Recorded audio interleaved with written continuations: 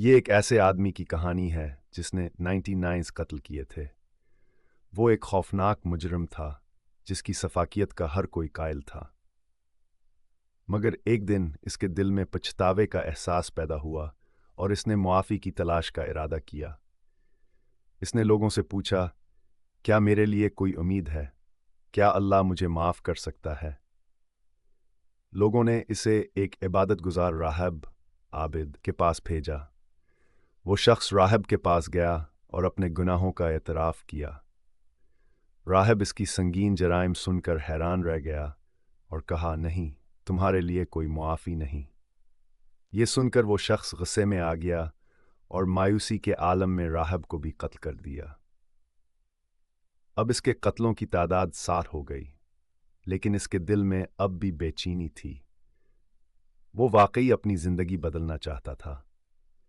اس نے دوبارہ پوچھا، کیا میرے لیے بخشش کا کوئی راستہ ہے؟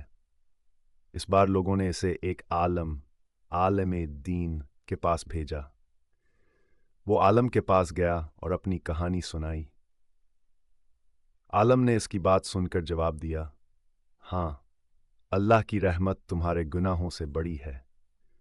اگر تم واقعی توبہ کرنا چاہتے ہو تو تمہیں یہ بدکار جگہ چھوڑنی ہوگی اور ایک ایسے علاقے میں جانا ہوگا جہاں لوگ اللہ کی سچی عبادت کرتے ہیں۔ یہ سن کر اس کے دل میں امید جاگ اٹھی۔ اس نے فوراً ہجرت کا ارادہ کیا اور سفر پر نکل پڑا، لیکن راستے میں ہی اسے موت آ گئی۔ اب رحمت کے فرشتے اور عذاب کے فرشتے آپس میں جھگڑنے لگے۔ عذاب کے فرشتوں نے کہا، یہ جنت کا حقدار نہیں کیونکہ یہ نیک بستی تک نہیں پہنچا۔ رحمت کے فرشتوں نے کہا، لیکن یہ اخلاص کے ساتھ توبہ کر کے نکل چکا تھا۔ اللہ تعالیٰ نے فیصلہ فرمایا کہ زمین کا فاصلہ ناپا جائے۔ اللہ کے حکم سے زمین کو سکڑ دیا گیا، اور جب ناپا گیا تو وہ شخص نیک بستی کے قریب تھا۔ اس طرح اللہ نے اسے معاف فرما دیا اور رحمت کے فرشتے اس کی روح کو لے گئے۔ اس کہانی سے ملنے والے سبق: اللہ کی رحمت سب سے بڑی ہے۔ کوئی بھی گناہ اتنا بڑا نہیں کہ اللہ اسے معاف نہ کر سکے اگر بندہ سچے دل سے توبہ کرے۔ سچی توبہ عمل کا تقاضا کرتی ہے، صرف پچھتاوا کافی نہیں، بلکہ گناہ چھوڑ کر نیکی کی راہ اختیار کرنا ضروری ہے۔ مایوسی حرام ہے۔ اللہ کی رحمت سے کبھی مایوس نہیں ہونا چاہیے، جیسا کہ راہب نے غلطی کی اور بخشش سے انکار کر دیا۔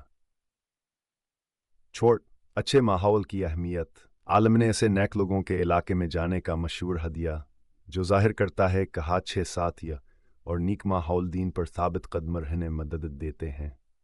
یہ کہانی ہمیں سکھاتی ہے کہ کبھی بھی اللہ کی ہمت سے مایوس نہیں ہونا چاہیے۔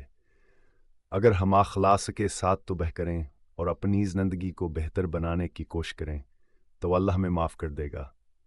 اللہ میں سچی توبہ کی توفیق عطا فرمائے اور ہمیں صراط مستقیم پر چلائے۔